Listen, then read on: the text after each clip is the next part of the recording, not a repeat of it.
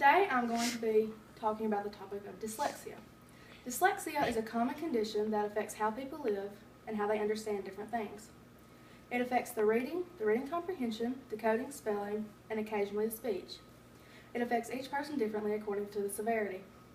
This research comes from several MDs and national health organizations that specialize in dyslexia. It can be diagnosed at home without specialized lab equipment, and its effects to the person are different according to the severity and using different tools and strategies to help people with dyslexia. There are to understand dyslexia, you have to understand the signs. If a person reads slowly, experiences decoding errors, spelling trouble, handwriting difficulty, recalling known words, understanding the written language, and the wide disparity between listening and reading comprehension, this person most likely has dyslexia. Do not base assumptions if you think a person is lazy or if they have low intelligence or poor vision. It might take longer for them to grasp certain concepts, but it can be done. The next thing to understand about dyslexia is how it affects a person's life. Their brain processes of reading and writing of the written language are confused and they can't be done at the same time. It's a lifelong condition with no cure, and it's not outgrown very often. You can still have a successful career. There are many famous people today that have dyslexia, such as Steven Spielberg and Whoopi Goldberg.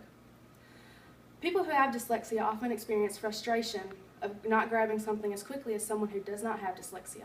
This usually leads to low self-esteem. However, most people with dyslexia are usually creative and have above average intelligence. Those are the traits that can lead to successful careers.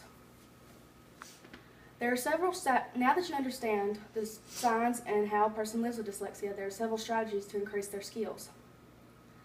Being in a quiet area to read and answer reading comprehension questions, books on tape, don't count spelling on tests such as science and history, multi-sensory materials, and smaller units of material presented also help people increase their skills. It doesn't give them as much to comprehend and grasp as quickly. Also using skills of deduction such as observing clues and pictures and illustrations, listening to what others say around you, and memorizing what you hear can also help increase their skills. Tools involving sight and touch can also improve a person with dyslexia skills. Now that you understand the signs and symptoms of dyslexia, that can help identify.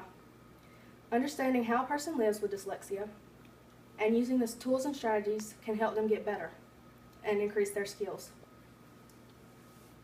There are 3 million cases a year of dyslexia between the ages 3 and 21.